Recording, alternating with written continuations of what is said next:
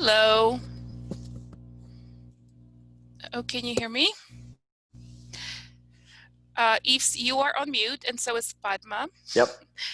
Thank you.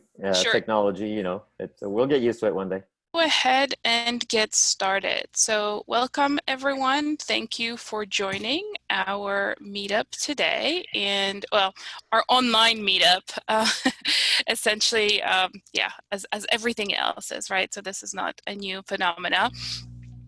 We are a group of folks. What you've really joined is something we called MADE Talks, and it really stands for Marketing, Analytics, Data, and Education. And it's really a forum online, but ultimately, hopefully, one day in person, of getting thought leaders, folks with experience, and anybody who wants to contribute to the marketing analytics space. And so that's, happy to have you here. We'll share a little bit more about May Talks. Feel free to check us out online and hope you continue to join us.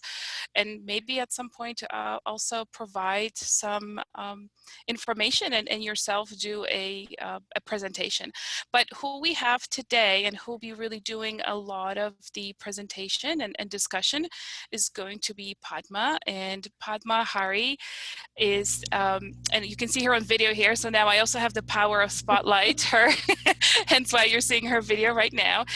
Padma has worked for several Fortune 500 companies as a senior technology executive with extensive experience in all aspects of data science, enterprise architecture, digital technology roadmap, e-commerce, robotic process automation, channel marketing, and digital strategy. She's led global teams with digital transformation agenda.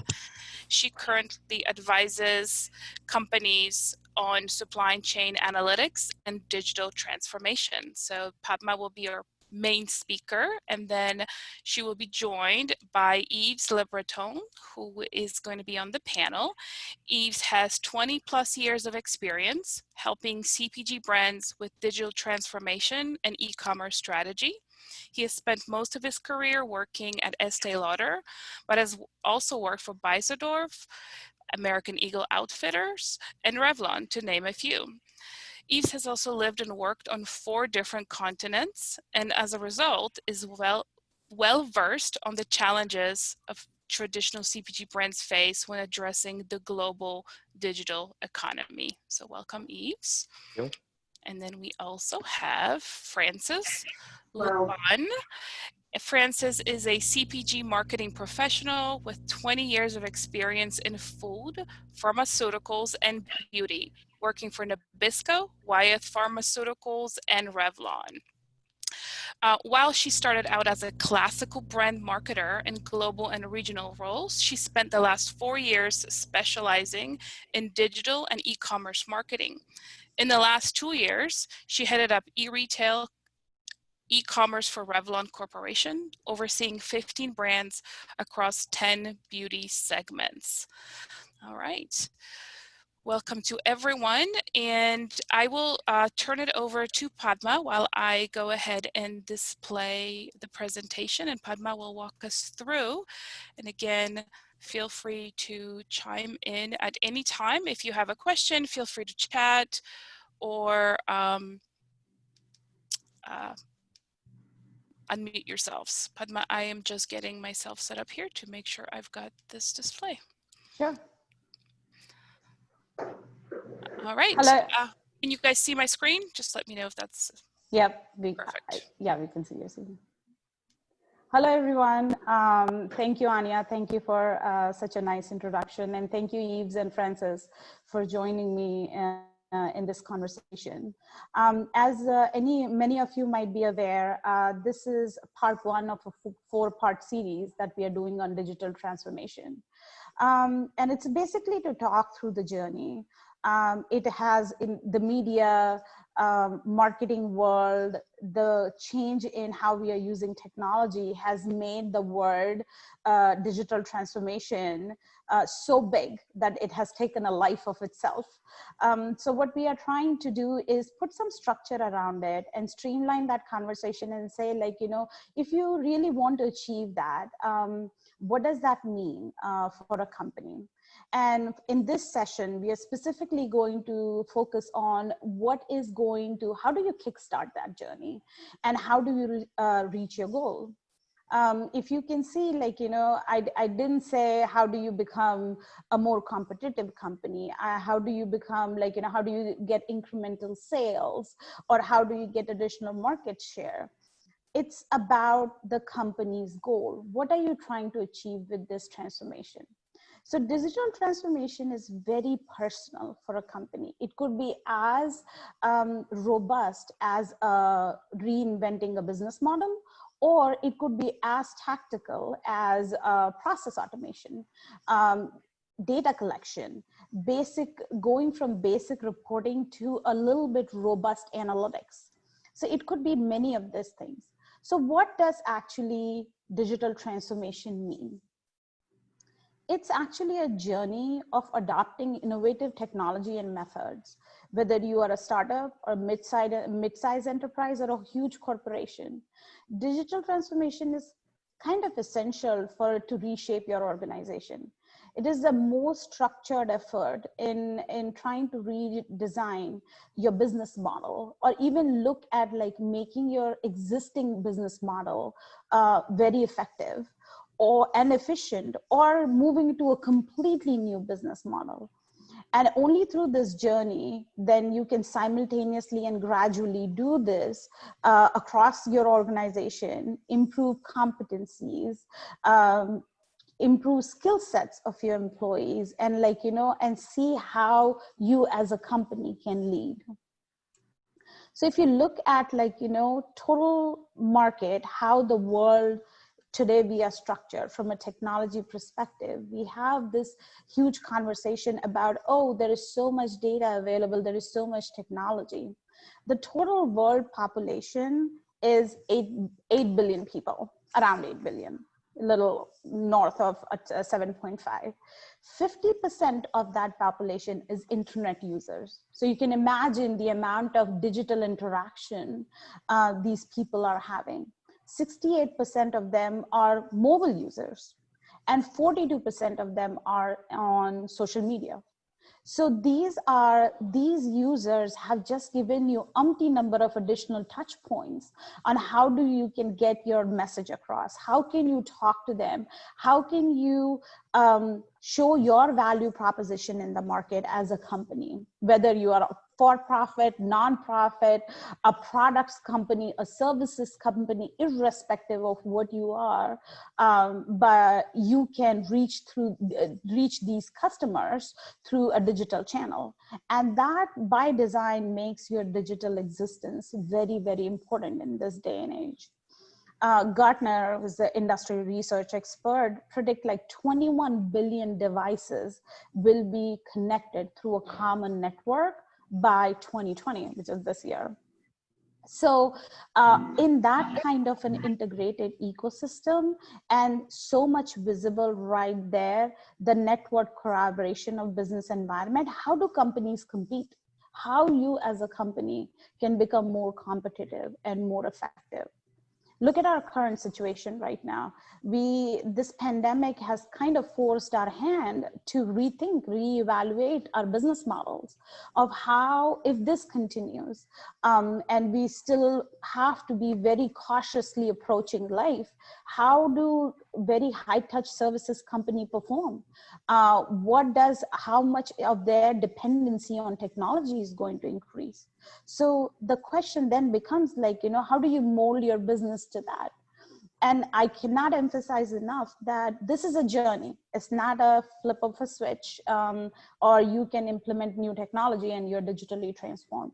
And that's why it becomes very important for companies to understand what is their business model.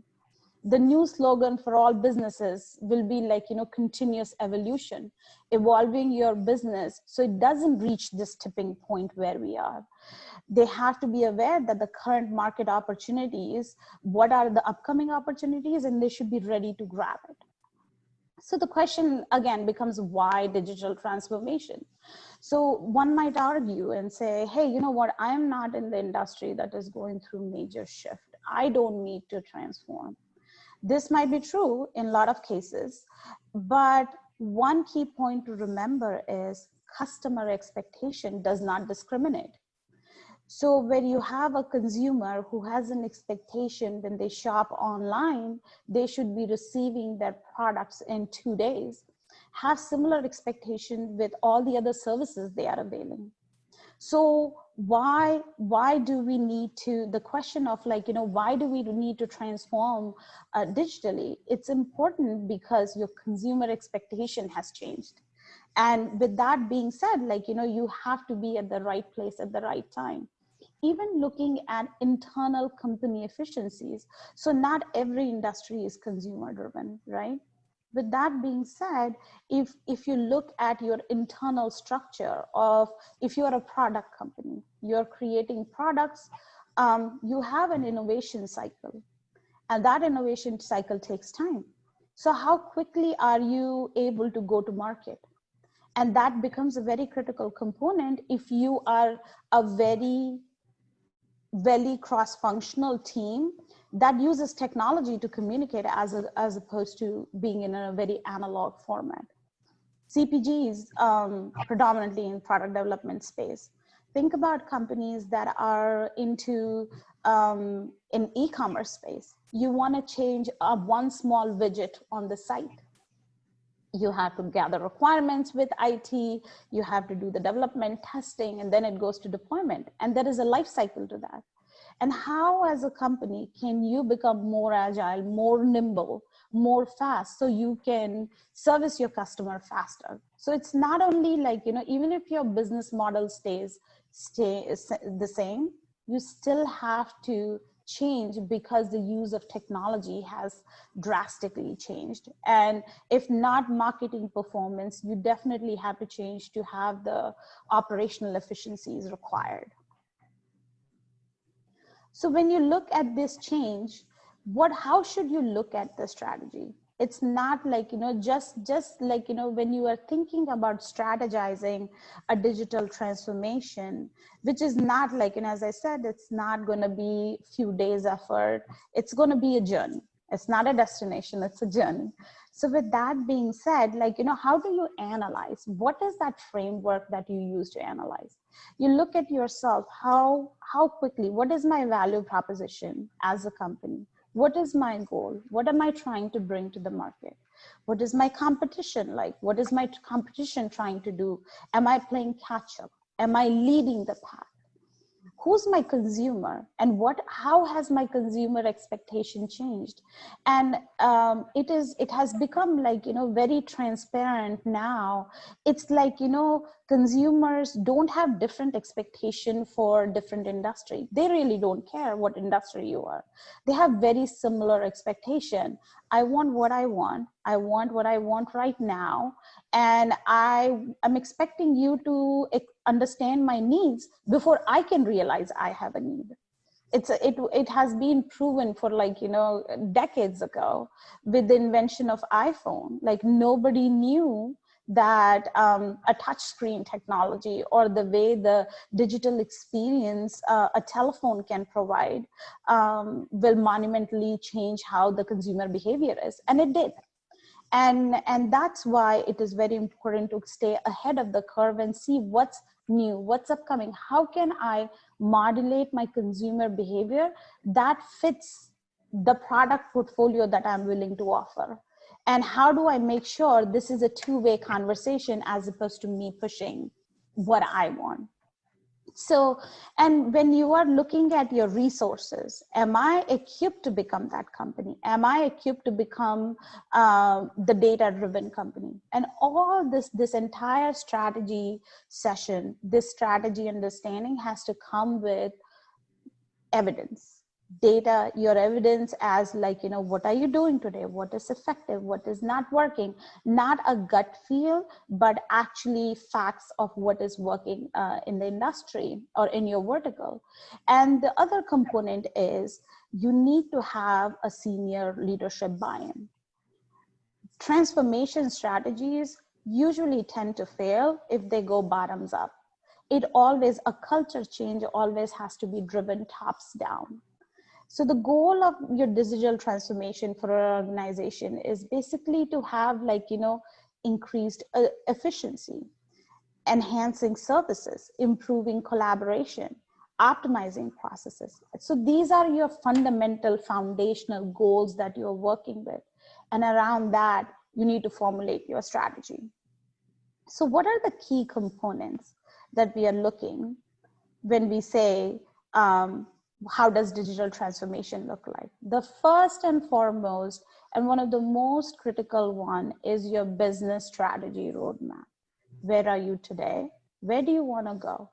It doesn't have to be a roadmap to reinvent your business. It doesn't have to be a roadmap to completely steer away from what your core offering is. But it has to be very futuristic. It has to be forward looking. Information management. With this evolution of technology, with this evolution of the world becoming very digital, very touch screen, very mobile, very right now, right here kind of a mindset, consumers are producing mammoth amount of data. How do you mine that data? How do you structure that data? And how do you use that to your advantage so you can have that two-way conversation that we are talking about? And also, how do you look at your internal data? Even for a company that is a product company, how do you look your product data and understand what is resonating with the consumers and what is not?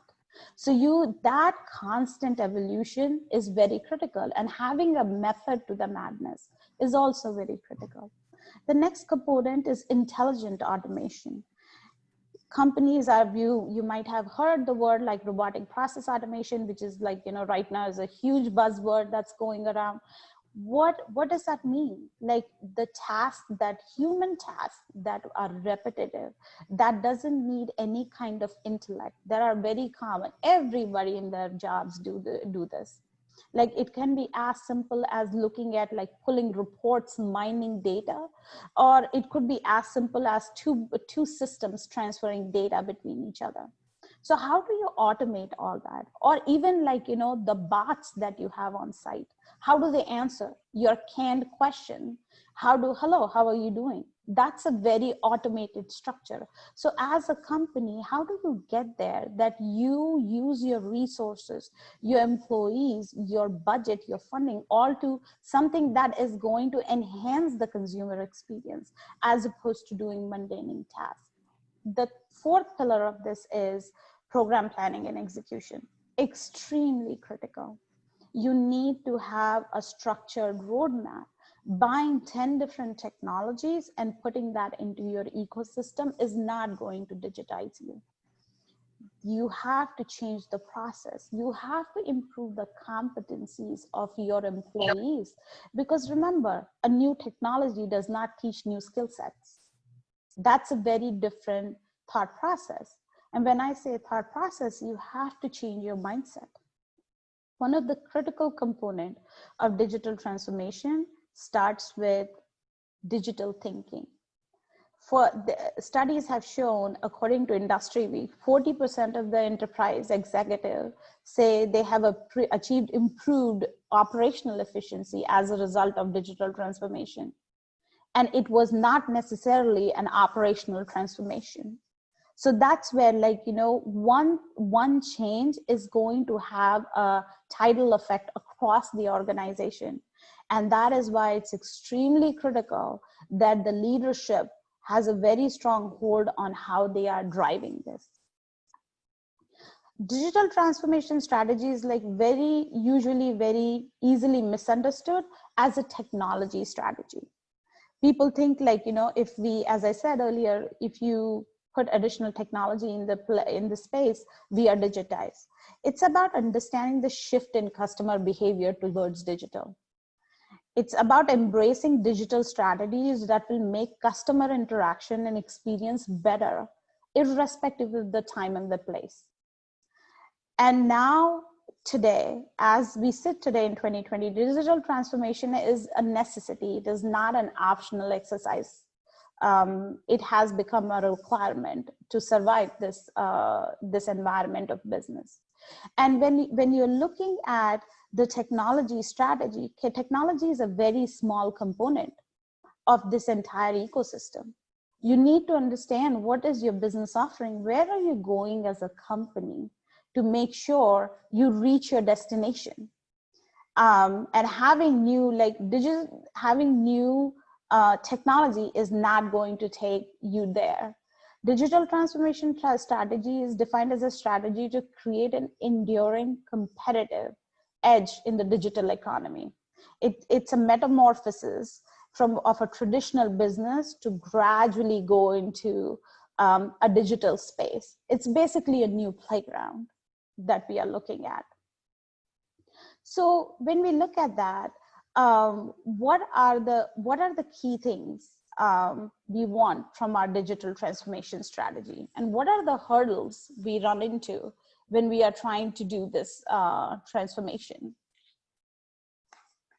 Anya, can you flip the slide? So what are the major challenges that companies work through? One of the major things that companies have is not having a proper strategy and having a digital transformation a very siloed exercise. Marketing is going through their own MarTech and AdTech transformation. Operations is bringing in their own AI components, where these components are not talking to each other. And we are so focused on deploying technology that there is no conversation of consumer in the whole scheme. Budget constraints. Companies, I have seen again and over in my career, companies start with this big bang. I'm going to invest so much. We are going to transform. We are going to be the next Googles of our industry.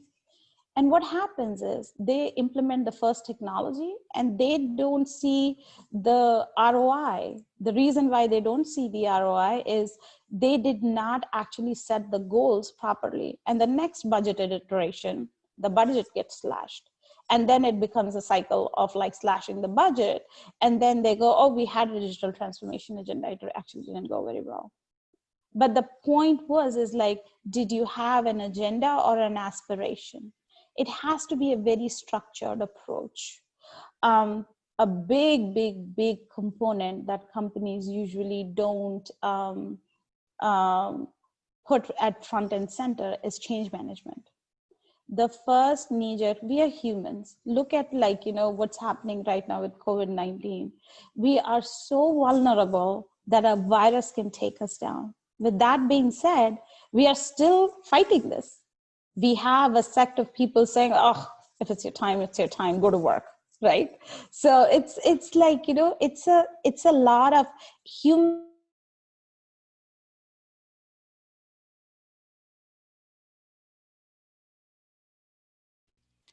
Uh-oh, I think we are losing Padma's video. Wants to go through a digital transformation, you have to cultivate an environment where your community, your people are feeling so safe that they don't feel like I'm going to lose my job if they implement this. They feel like I'm going to feel even stronger. I am going to be more effective. I'm going to do my job a lot better. And that's the culture you need to cultivate. And I'm sure I'm drawing a blank on who said this. There is a very famous saying that culture eats strategy for breakfast. And it is so true in this scenario. If you don't build that culture of change and transformation, your strategy is going to fail. The biggest component that everybody is aware of is the infrastructure, is your technology. And then like your talent, figure out you don't have to reinvent the wheel. Somebody has done these mistakes. Somebody has learned from their mistakes. Hire people who are of digital mindset. Have people who can come and tell you and listen to them, who can come and tell you, don't do this. This is not going to work, because in the past it has proven to not work. And then use those people. Create that culture that you train your people and you upskill them so they feel part of this journey and not feel left behind. You want to go to the next slide? So I have like a couple of use cases. I've read through them a lot, and I was very highly impressed, especially with Best Buy. I literally followed through their journey. It has been a long journey for them. It's like, 8+ years at this point, of how they are trying to transform their digital journey. And Best Buy was a place where you went and bought gadgets. That's what it was. Their site, their app, their ability to educate their customers was extremely disconnected. And at one point of time, they felt like, if I am going to survive this environment, I need to rethink what is my value proposition. I'm not a retail outlet that just sells electronics. I'm a retail outlet that is going to educate people. I'm a retail outlet that's going to provide like service like Geek Squad. I'm going to provide service for people who need services. So it's not only from a product, it became a product and services model. And how do I make sure that consumer's journey is very tied up together? Their experience on a site, their experience on an app, and when they come to my store or they call customer service, it's a very smooth, seamless journey, and I make sure that it is they have the best experience ever. And they were extremely successful. They're obviously, even now they're extremely successful, and how they have delivered that transformation. I'm sure that wasn't easy and that wasn't painless, but they stuck through it because they had a very clear plan. They had a very clear strategy on what they are trying to change and how they want to change it. Same thing with Target.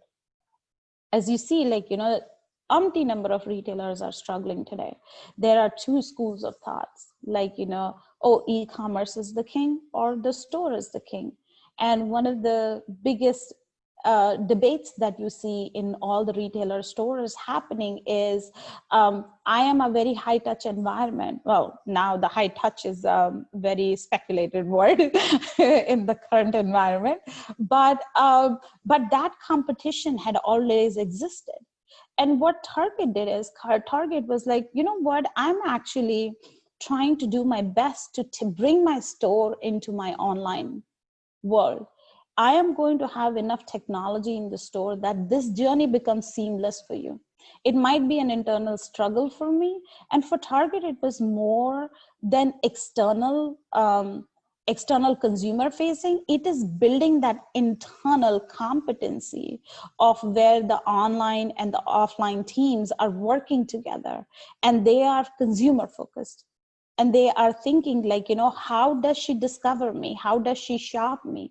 And how do I leverage all the digital channel to enrich my store experience? Again, both the transformation needed a view outside in. They also needed a view of looking internally. Where are we lacking? So there are umpty number of examples out there, but these are a couple of those I felt like, they have done an impressive job and have been extremely patient on how they transform their journey. So what are the key takeaways from this conversation, right? Transformation, as I said, it's a journey. It's not a project. It's not a program that you have a start and an end date. It's a living and breathing thing. If you are not transforming if you're transforming for A reason today, tomorrow you're going to transform for a B reason. But this cycle of evolution is going to continue. It's not going anywhere. And transformation should always be looked at through that lens, that we are going to evolve. Change in thinking, very important. One of the key component of a successful transformation is how you change your thinking.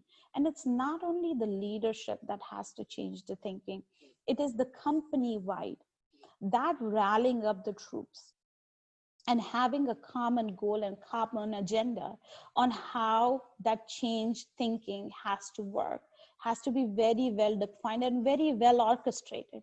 So everybody feels included, and that mindset resonates like a tidal wave. Strategy, very important, a well-defined strategy. What are you doing? Why are you doing? When are you doing? And how are you doing? Those are the components that are very important. If you don't have a map, literally, you don't know where you're going to go. And given, like, we are all so used to Google Maps right now, nobody even knows. I think we have humanly lost our ability to memorize directions anymore because we are so used to. And that's why it's important to have a map, have that kind of a structure for that journey. Executive buy-in, very important from a budget perspective, from change perspective, from technology buying perspective, from training perspective. Very important that you have not one champion. My CMO is leading the transformation. The CIO is leading the transformation. No, the entire company, the entire leadership has to be part of this conversation and has to have equal amount of buy-in for this to be successful. And last but not the least, the culture component. It has to be a progressive plan, and the culture cannot be something we are good where we are and we don't need the change. There is this very famous quote from Steve Jobs that I love. And the man, I'm a huge fan of Steve Jobs, the man, the legend, visionary. And he said, like, the way out of a difficult time is not cutting cost. It's to innovate and embrace digital transformation. And that is so true. And it's going to be true for decades to come, because that is what companies do today. Their knee-jerk reaction to a bad situation is cut cost. And that necessarily is not the right way to move forward. So that's all I had for you guys. I would like to open this up to the panel, to Yves and Francis, to discuss more on what is their experience has been from a digital transformation perspective. So let me pull up my questions. Give me a second. Obviously, I was not very well prepared for this.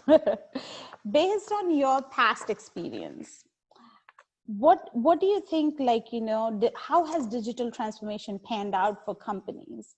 And what are the hurdles that you have seen? I'll start with you, Yves, first.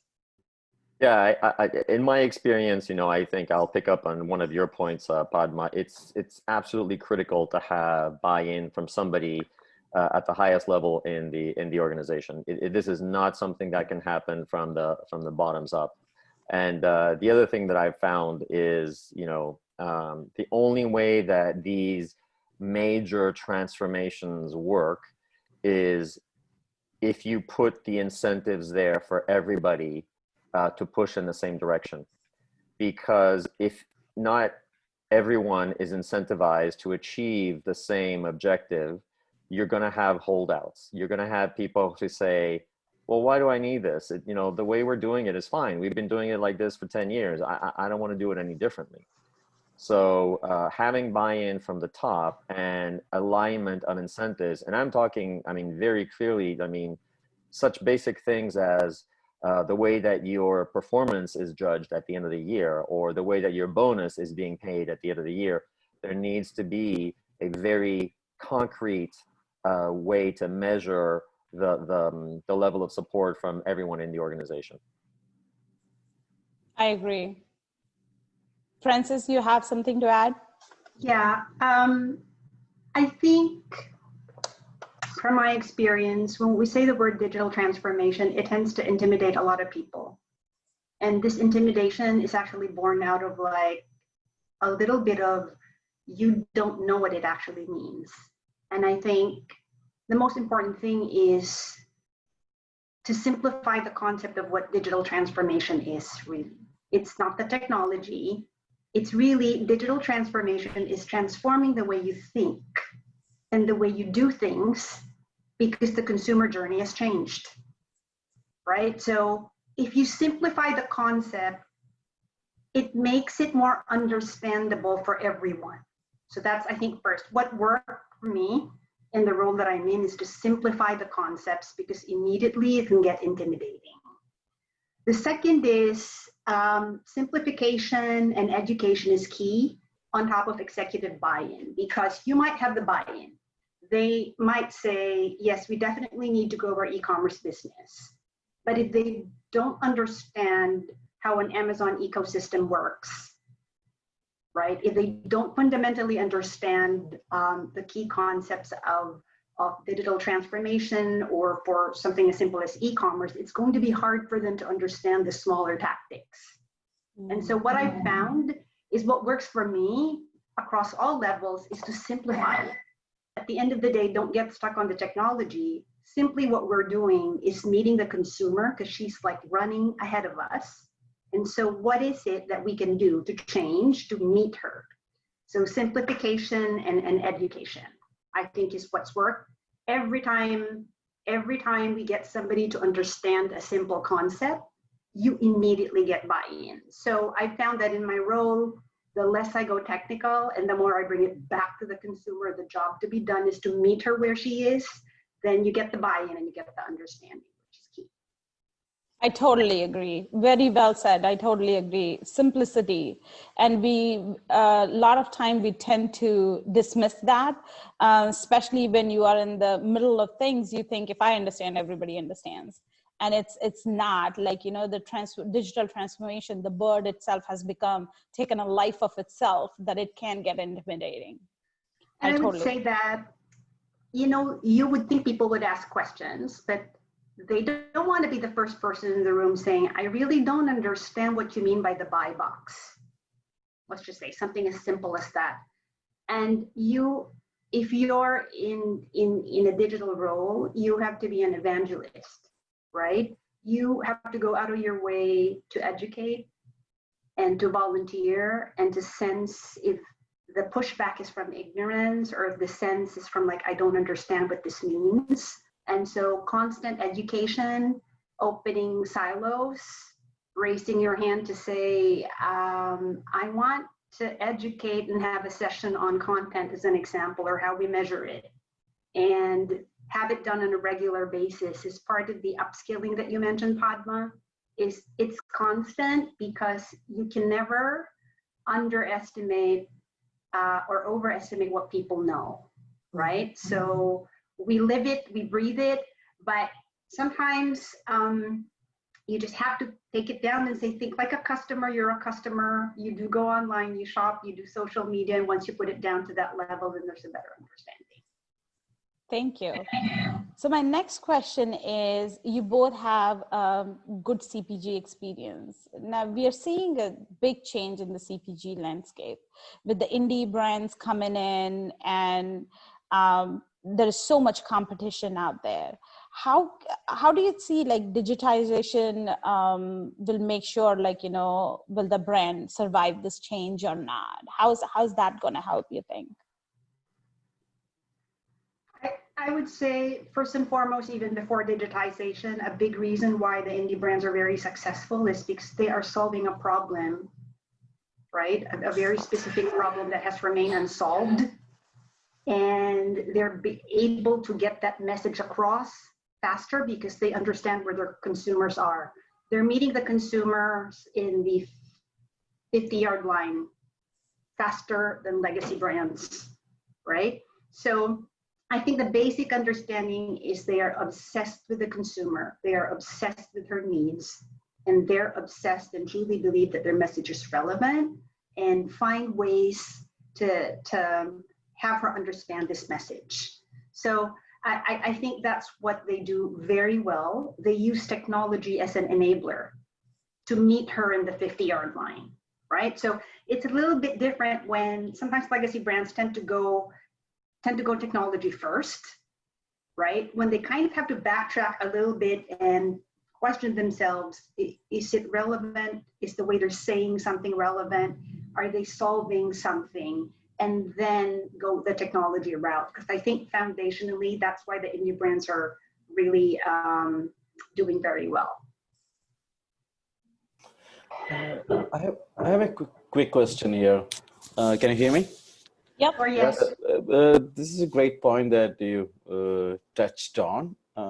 And I always wonder, right? So if you look at a very large organization, very large CPG organization, like, just for example, say L'Oreal, right? Like massive organization, billions of dollars in revenue and capital spent. How come they're not able to tap into a market? Like if you look at Shopify, I was astonished by the numbers yesterday. $180 billion worth of merchandise is being sold via Shopify. Yeah. And that's at a scale, right? It's at a different scale altogether, right? So I'm surprised. And also just a second question to follow up with that is Facebook is opening up Facebook shops. Right? How do big companies adjust at a very fast pace in this digital transformation ecosystem? What does that look like? What does that future state look like? Thank you. I think to your question of why Shopify looks like the business is so huge and legacy brands can't seem to pivot or can't seem to be that big in e-commerce. Note that where they're big at, like legacy brands, are in the brick and mortar stores. That's where the scale is, right? And I speak for beauty. The e-commerce percentage is probably now maybe 8 to 10%. So you think the big 90% is in the brick and mortar footprint, which is very different from the digitally native brands where 100% of their business is in e-commerce. So if you're a legacy brand, you have to have a very nuanced approach because 90% of your business is in stores where you have relationships with, where you have space commitments with, and going online will have implications. So you will have to very clearly articulate the role of your e-commerce business as it relates to your brick and mortar store, because it is also not financially possible for e-commerce to recover 100% of the brick and mortar sales, right, in a year or two's time. So that's the reason why there's a nuance in the business aspect. And then, Yves, do you want to add anything to that? Yeah, I have a comment that I wanted to make on well, okay, so just in general, yes, the big companies, it's harder to pivot because I think, there are conflicting interests within the organization. And yes, there are people whose jobs and livelihoods, to be very honest, depends on an existing legacy distribution network. And it makes it more difficult to move into blue sky areas. And yes, even though the growth is there, there's a certain amount of inertia in a large organization. It's like a giant cruise ship. It takes a while for that cruise ship to sort of change direction and to slow down. So there's inevitably, the larger the corporation, the larger the inertia, and it's just the nature of it. There's nothing you can do about it. The second part of the question, which was about the shops on Facebook and Instagram, that's exactly what brands are looking for, right? I mean, this is exactly what the big branded organizations have been asking for and looking for, and I'm surprised that Facebook and Instagram have not moved in that direction sooner. And if we look at what's happening today, for example, in Asia, right, where they were hit by the pandemic much sooner than us, what we see over there is that live streaming sales have exploded. And a lot of companies over there have replaced their revenue stream that they lost in their physical stores by doing these live streaming events, which are sort of like, think of it like a QVC channel, or where you have a speaker, a seller who is on live streaming and selling these items, and people buy them as they go. I always thought that Instagram was the perfect sort of environment to have live streaming. There's already a big following, there's already brands, there's already very committed people, but there wasn't really a way to do some serious business until very recently. And I think that Instagram is a perfect platform for brands now, that especially if they can build their own shops, to pivot to do live streaming in the West. And I think the brands are going to jump on this.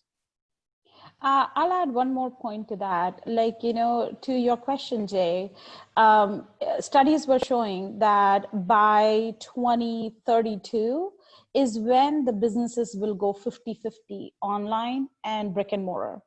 What we are experiencing right now, that this pandemic is forcing us to expedite that timeline, and it's now.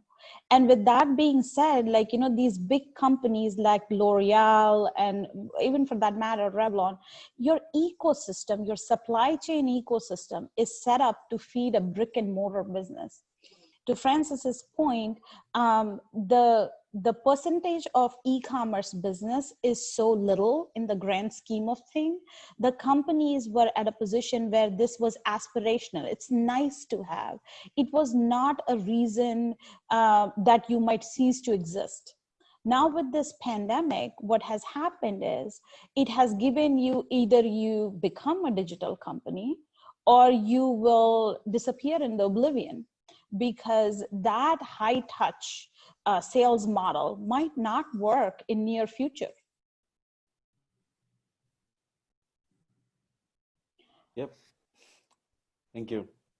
So I have another question to the panel, since we are talking about e-commerce and how Amazon was the first to this game, and they actually reset how we shop online. We can all agree it's a force, right?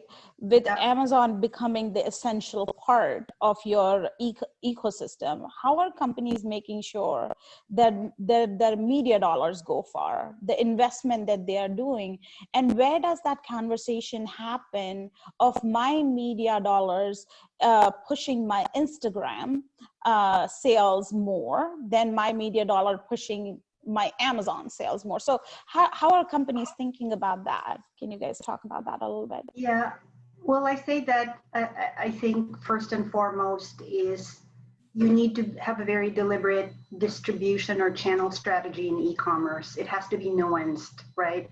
Some folks are of the belief I can go 100% DTC, right? But other folks as well might have a different point of view depending on their objective. So one objective might be, you know, Amazon has the scale, it has the household penetration of affluent households, and they are the largest place where you can get to Gen Z, right? So if you're able to do it without Amazon, then that's great, right? But if you say, I definitely want to use Amazon as a way to recruit and put my face and brand in front of Gen Z, then an Amazon strategy could work for you. And then you figure out the consumer journey and see what the role of a direct-to-consumer site is as opposed to Amazon and such. So I would say it's not an either or. It has to be a nuanced approach, because if you can get to scale on your own, and wouldn't that be great, right? If you can get to scale on your own and have control over the end-to-end experience, then that's nirvana. That's a great unicorn and fantastic, but not all brands can do that, right? And that's why some brands pivot to an Amazon, and you see the reverse happening, indie brands actually going from DTC to get some presence in Amazon. Most of the time it's because the huge scale of people are there. And we know that Amazon doesn't just affect Amazon. And in answer to your question, Padma, about marketing and media dollars, this is how we also need to see Amazon. It's not just benefiting Amazon sales, it's in effect a media platform, right? It's the #2 search platform right now. YouTube and Amazon are the first and second steps in a consumer journey when they hear about the product and they research. So if you're not there, the risk is that they might find someone else, another brand. So from a media perspective, there is a little bit of a push and pull, because there are two objectives here. There's a media objective of reaching that scale, but if you also have an Amazon e-commerce business, it also has a revenue side.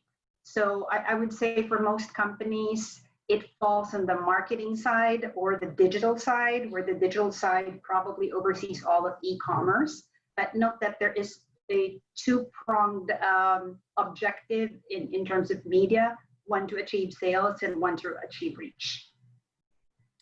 Yeah, I think it's also interesting to see, you know, how In the past, yes, it's true that corporations maybe frowned upon, very transactional Amazon advertising because it was very low in the funnel and it was not seen as aspirational, etc. But more and more now, there are opportunities that are opening up to do aspirational sort of reach and brand awareness advertising, top of the funnel stuff, even through the Amazon network, right? Because now you can do things with Prime, you can do advertising on some of their shows, you could have maybe a placement on one of their shows, etc. And we've seen that, conversations nowadays, when you go in to have a conversation with the Amazon advertising group, they don't want to just talk about advertising on their .com or on their search pages, on the category pages. They want to have a holistic conversation about promoting your brand through their entire network. And they found that it's extremely profitable for them, this platform, this demand side platform that they put in place for advertising. And no surprise, there's others who are following. Now Walmart has something that's similar. Target has something that's similar. It's all a question of how these other companies can have the maybe put in place some partnerships with, I don't know, like a Hulu or a Roku or something like that, where they can get the message out there to a wider audience in a different environment that kind of fits the need of advertising at the top level of the funnel. And I've already seen myself, I watch Hulu. I've seen advertisements for companies like Estee Lauder, before a Hulu show. So I think brands are catching on to the fact that, digital advertising is not necessarily a bottom of the funnel kind of thing anymore. And more it's moving up the funnel, and smart retailers are doing what Amazon is doing, which is building a network where you can start moving, the brands up into more reach and aspirational advertising and media. And I think Amazon too is one of the more unique channels where it's truly the entire funnel. You can actually go the entire funnel in one shopping session, right? You can get hit by an ad and convert right away, and it can be attributed to you.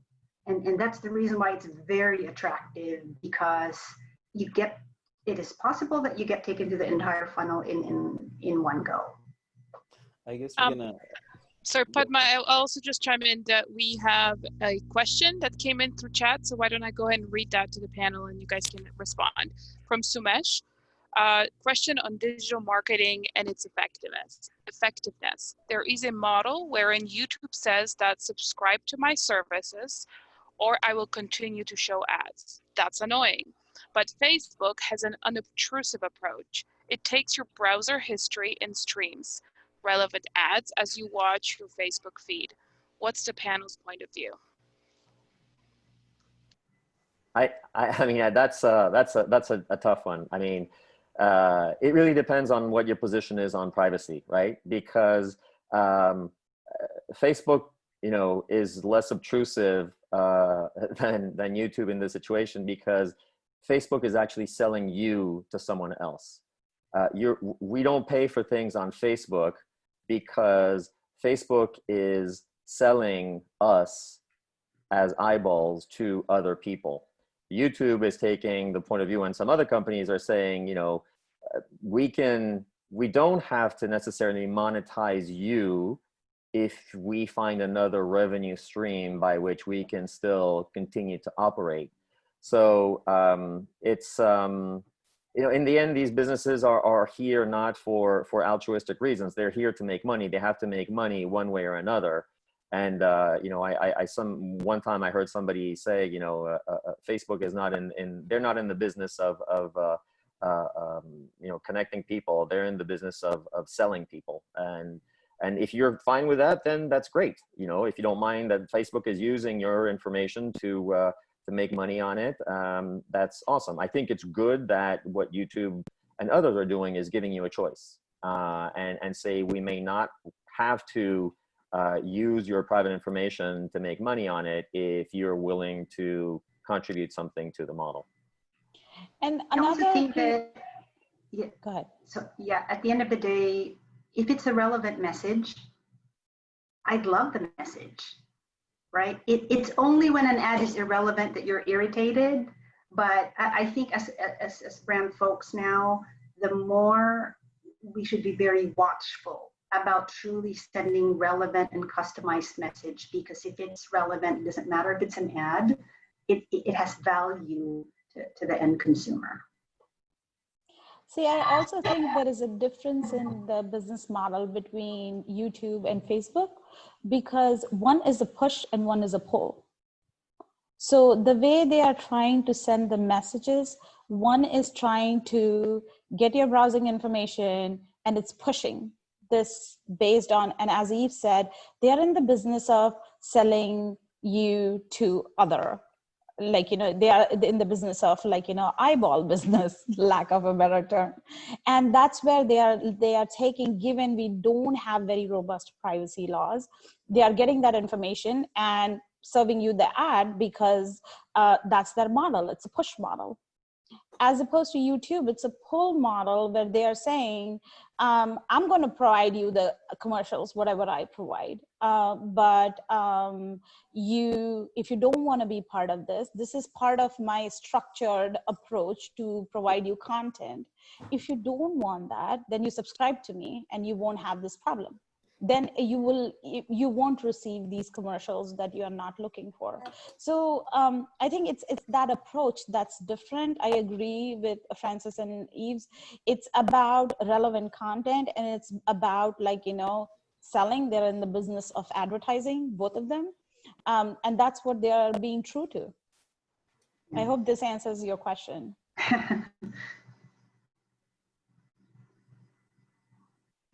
So in the interest of time, I think we only have 1 minute on the clock.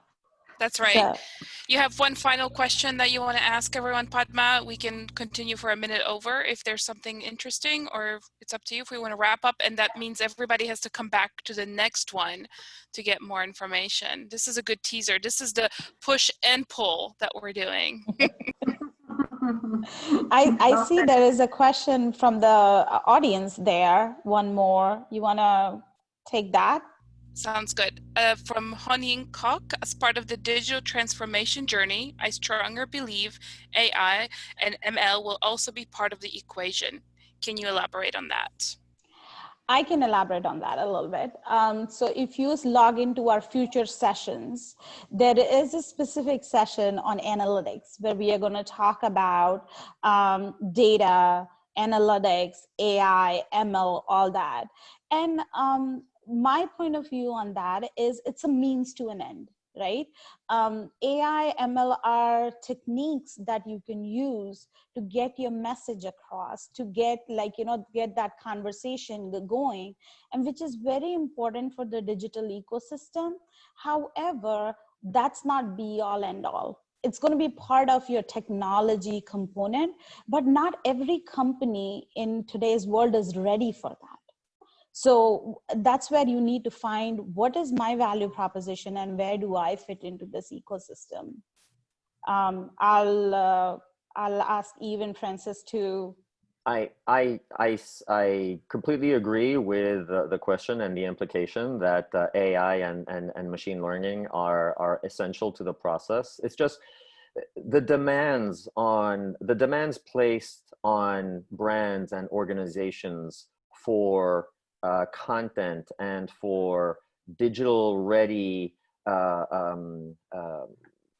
just tools is just so enormous that it's just not possible to sift through everything with people, and you need to have some sort of AI or machine learning to at least, you know, clean up things and show the most important elements that need to be addressed maybe by humans. It just, otherwise it's just impossible to handle the mountains and mountains of data that everyone is collecting when we have anything to do with digital. I think Padma's right. It is a means to an end. It's our way of getting to the 50-yard line where the consumer is, because the consumer now wants it personal and customized, right? And AI is going to help deliver that. So that's my point of view. Of course, we need data density for that to happen. So certain industries are much farther ahead, like the auto industry is probably much further ahead than some other industries in that regard.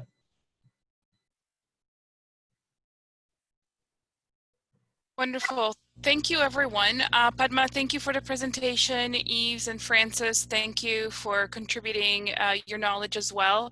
And to all the participants for questions and just joining us.